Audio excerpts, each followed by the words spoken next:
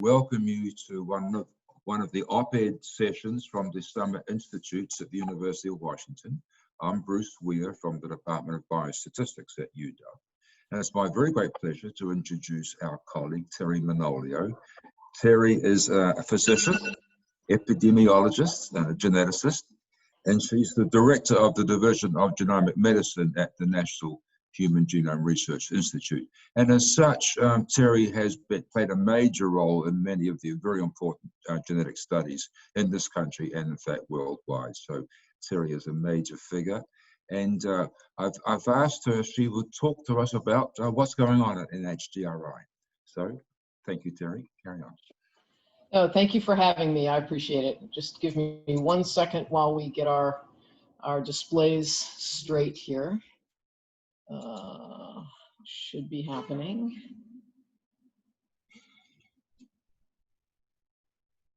And sorry. Okay. So this should give you a full screen view, does it? Yes. Outstanding. Okay. Great. So as Bruce said, he had asked me to talk a little bit about genomics in the era of precision medicine. And so I'll tell you a bit about our portfolio. One thing I would like to do, if I can, is move. Oh, yes, I can. Excellent. Okay. So our division, NHGRI, as you probably know, is one of the 27 institutes and centers of the NIH. We started off as the Human Genome Project and have advanced now to be an institute. Until about 10 or 11 years ago, we really didn't do much at all in patients. There was Mendelian genetics that went on, but not a lot of it actually through our group and our funding. So about 10 years ago, we started a process for a new strategic plan, which the NIH institutes and many institutions, I'm sure UW has one and others, for basically coming up with a new era in which we were going to operate and what that planning would be. And we published this in Nature, called it Charting a Course for Genomic Medicine from Base Pairs to Bedside. And it really was sort of the first time we thought we would try applying genomics to clinical care, even though many places around the country had already been doing it. And we asked ourselves the question, if we were to apply this, as with any technology, what would we like to see happen as an outcome? Well, we'd like to be able to identify risk better, risk of disease. We'd like to prevent disease, improve diagnostics and treatments, and increase access to care. So those were the things that were sort of planned out and that I'll talk with you about. We have another plan coming up that's been developed over the past 2 years. There's a web page for it, and actually it will be published we expect, if the editors like it, in October of 2020. So keep an eye out for that. But just to give you an idea of what we consider to be genomic medicine. So when you think about the spectrum of disease-related genomics research, much of what's currently being done is in the area of discovery, so assessing genotype-phenotype associations, as shown here, these various topics. There's also sort of clinical validation, where you try and determine if you actually use this information, does it change outcomes after directing therapy, and a variety of different topics that could be addressed. And then you can also ask the question, well, what's the best way to implement that? So what are the best processes for performing genetic testing and using results in care? And we've really focused on the aspects of this that have to do with delivering clinical care and evaluating its effectiveness, much less on the discovery area, although we fund a lot in that area. But for genomic medicine, it's really these two areas that we'll focus on. And our program looks a little bit like this. I see I didn't change the date on the slide, but it actually has looked like this since February of 2020 as well. And we have maybe 7 major components, one of which is already sort of ended, but let me just walk you through them. The Undiagnosed Diseases Network is designed to diagnose rare and new diseases by expanding a program that began actually at the NIH Clinical Center, the Undiagnosed Diseases Program, and it has a site at UW. You notice that it has the largest funding of all of these. It's also one of the longest running programs.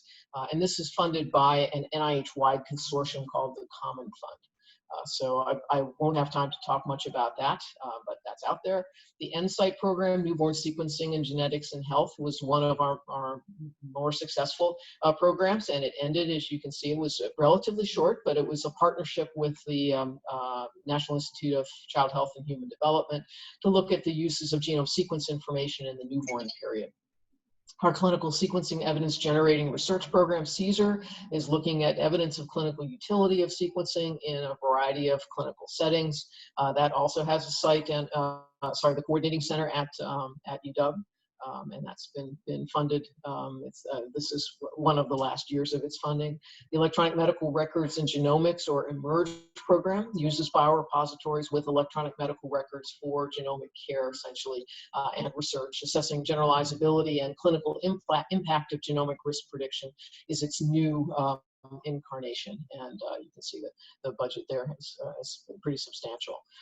The IGNITE program is conducting pragmatic clinical trials of genomic information, and I'll talk a little bit about this. And then the ClinGen, or Clinical Genome Resource, is developing and disseminating consensus information on genes and variants relevant to clinical care. We also have an investigated and initiated portfolio, which are things that people have ideas, send them in, and usually they're individual projects, and then a training portfolio as well. So we like to think of our larger programs as being sort of on a spectrum, with, if you consider the sort of the depth of patient characterization going down the y-axis and the breadth of implementation across the x-axis, you can put the UDN, the Undiagnosed Diseases Network, way down in the, very heavy patient characterization. Patients are admitted to hospital often in many sites. There are about 12 of them, 12 sites, for about a week, and investigated very intensively with all kinds of imaging and other things, including genome sequencing. The newborn sequencing program was similar, with a very intense patient focus, and looking at sort of multiple ways in which to implement this. The CSER program is a little further along in the breadth of implementation, looking also at sort of the impact of sequencing information on clinicians and labs, while eMERGE and IGNITE are really much more system-wide implementations, trying to generate evidence and assess system-wide impact. And then we consider ClinGen to sort of be overarching all of them in trying to develop kind of systematic ways of curating and interpreting variants. So I'll focus just on a couple of our programs. The eMERGE program, it is just beginning its fourth phase. This is a map of phase 3, and the map has changed a little bit, but not a lot here. And eMERGE has been going on now for about 14 years, and it included at the beginning a GWAS discovery phase. It also included electronic phenotyping using electronic medical records. There was methodology work done in consent, consultation in the community. Data privacy was a big aspect, and still is. We added a pediatrics component and a pharmacogenetics component, as well as clinician and patient education and clinical decision support. So all of those are sort of operating together. What we're moving into in this current phase is in polygenic risk scores, and y'all have probably seen and heard about in this course a number of recent papers looking at using genetic scores, and I'll talk a little bit about how those are developed, though you've probably heard this already, for a variety of conditions: breast cancer, prostate cancer, diabetes, etc. And the way these are done generally is to take a genome-wide association study, take the hits, the biggest associations from that, and the odds ratio, typically it's an odds ratio, or the risk measure from that, use that to weight the whatever presence of that allele or variant is. So you have your odds ratio times the allele, and the number of alleles gets summed here, plus an error term, to come up basically with a summation across. And this is a very simple one when you look at some that are now using 6 million variants, but I believe it's one of the first, and this was 12 risk alleles for breast cancer, and they basically, touted up the number of people who had very few of these risk alleles or very many of them, and you can see that it plots along essentially a bell curve. So one can do this and then set a limit and say, okay, these people are at upper limits of risk, shown here now from this group in Boston. That percentile of polygenic score, that the amount of risk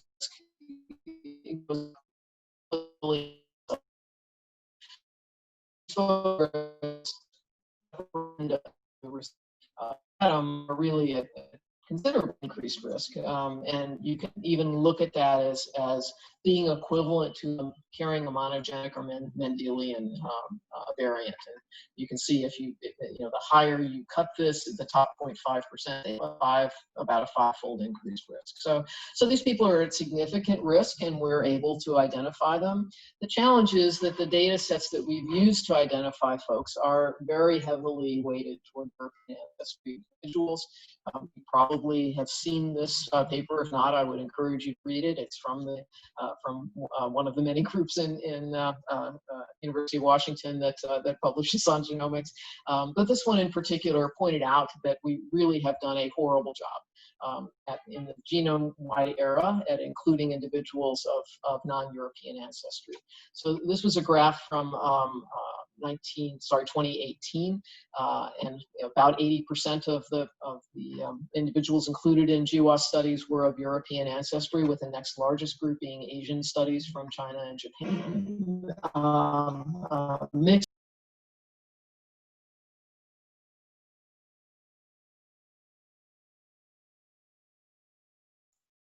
We seem to have lost our speaker.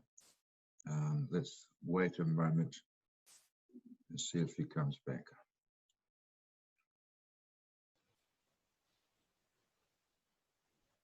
We lost our speaker. No, here she is.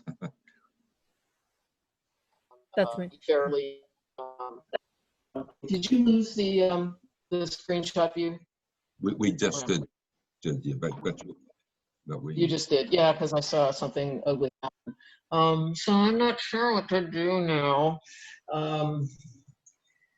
Let's not worry.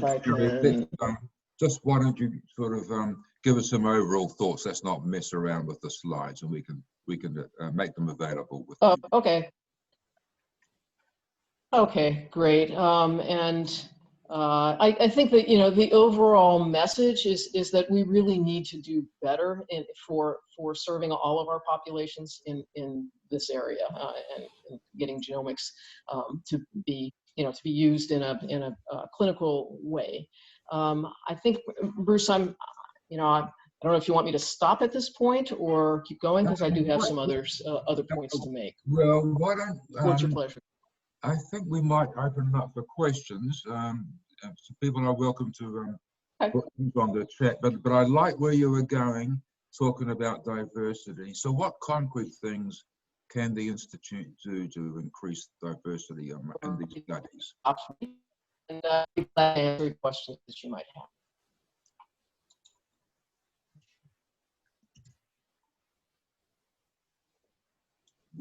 You're frozen again, Teri.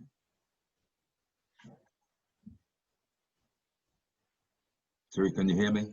So, yeah. Just barely. So now, say again. Did you have a question to ask? I was just asking what concrete steps can the Institute take to increase diversity in genetic studies? Yeah, so what we've done with our past 3 large consortia solicitations, so that was the CSER program, then the IGNITE program, and most recently the EMERGE program, is we set targets for all of the applicants. They had to have 25% in CSER, 35% in IGNITE and EMERGE minimum of underserved populations. Now that includes ancestrally diverse, underrepresented minorities, as well as rural populations and other groups. But a large proportion of those are ancestrally diverse people. And then we have a separate solicitation in each of those, a parallel solicitation for an enhanced diversity site. And actually multiple enhanced diversity sites where actually, we expect 60% it was in CSER because we were trying this out. We were wildly successful, so we went up to 75%. have to be underserved populations. And we've got very high quality applications in those realms. The reason we have two separate competitions is because we don't want them competing against each other. We want to be sure that we get a good mix. And that has worked out extremely well. So we probably are going to continue this model, and we may extend it to some of our training programs and other things. Right. So there's a question on chat from Melissa Drown. Do you think that underrepresented minorities are reluctant, or have been in the past, to participate in genomic studies for fear of eugenics types rhetoric? Oh, no question. It's not only eugenics. I mean, there's fear and appropriate concern about misuse in experimental studies of all types. The Tuskegee experience is still well known and widely recognized within minority communities, as are unfortunately really terrible data which we're seeing unfold in front of us with COVID, of the health disparities that are going on even as we speak. So sure, there are huge reluctances to participate. Eugenics, I think, is only one of them. I think the Henrietta Lacks experience is another concern, the fear of being exploited. So there's a lot that the genetics community needs to overcome. Unfortunately, eugenics is probably our own, specific cross to bear that we really have to address. Yeah, it's come to light recently with our hero R.A. Fisher. We've been reminded of his eugenics background and coming to grips with that. So one more question: is there any COVID-19 genomic data going to be available in the future? There is, and you may be aware of the COVID Host Genetics Initiative. This is a group in Boston at the, I believe, based at the Broad Institute, as well as participating with a group in Finland that also is collaborating with the Broad in other things. And they have identified close to 200, or maybe 200 by now, collaborators who have agreed to send data primarily for genome-wide association studies to that group. We are helping to support that effort. And NIH actually has been funded to do a huge amount of research in COVID, not so much of it in the genomic space, much more in terms, obviously, of vaccine development, drug development, but there will be some work in genomics. The challenge, I think, is even though there's tremendous variation in individual response, a good deal of it seems to be related to non-genetic factors. Primarily sociodemographics and crowding and the amount of exposure people have to have and that sort of thing. But yes, there will be some genomics coming out, and we're working to make those data widely available. Great. Well, I think we're going to wrap this up. Sorry, we've got people going back to class at half past the hour. So thank you very much. This has been recorded, and I expect you'll have some people watching and maybe getting in touch. So thank you again. Good to see you. Thank you. Take care. Bye now. Thank you.